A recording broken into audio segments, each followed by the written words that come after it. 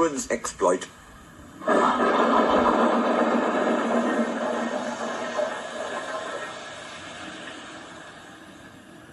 Edward scolded the twins severely, but told Gordon it served him right. Gordon was furious. A few days later, some enthusiasts came. On their last afternoon, they went to the China Clay Works. Edward found it hard to start the heavy train.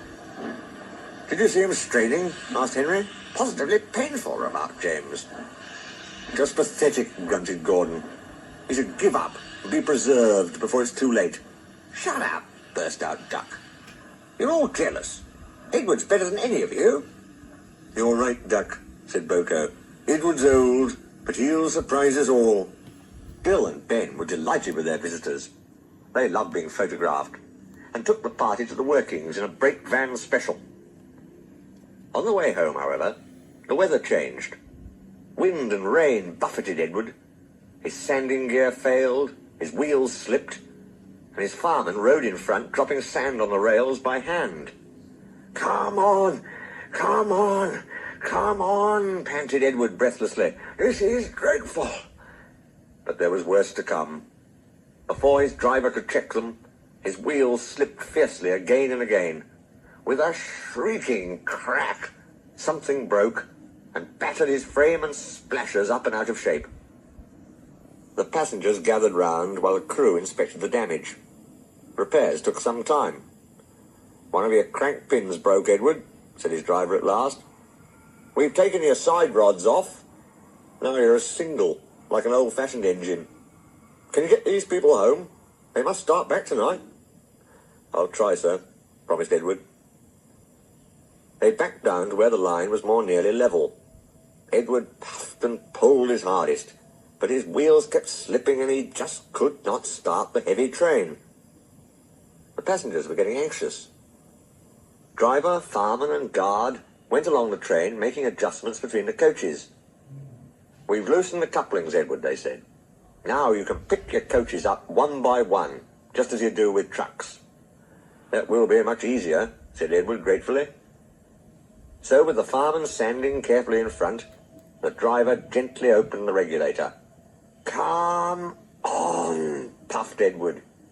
He moved cautiously forward, ready to take the strain as his tender coupling tightened against the weight of the first coach.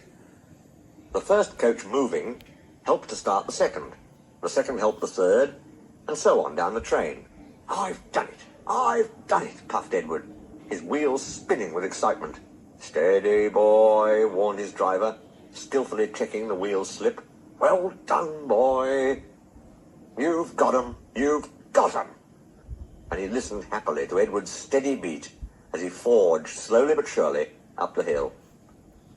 The passengers were thrilled. Most had their heads out of the windows. They waved and shouted, cheering Edward on. The Fat Controller paced the platform. Henry, with the special train, waited anxiously too. They heard a beep, beep. Then, battered, weary but unbeaten, Edward steamed in. The Fat Controller stepped angrily forward. He pointed to the clock. The excited passengers swept him aside. They cheered Edward, his driver and fireman to the echo before rushing off to get in Henry's train.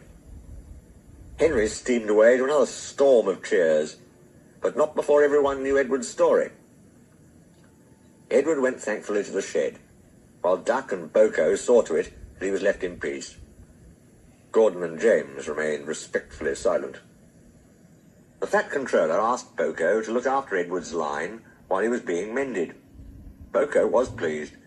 He worked well, and now they run it together. Bill and Ben still tease him, but Boko doesn't mind. He lives at Edward's station, but is welcome anywhere, for he is now one of the family.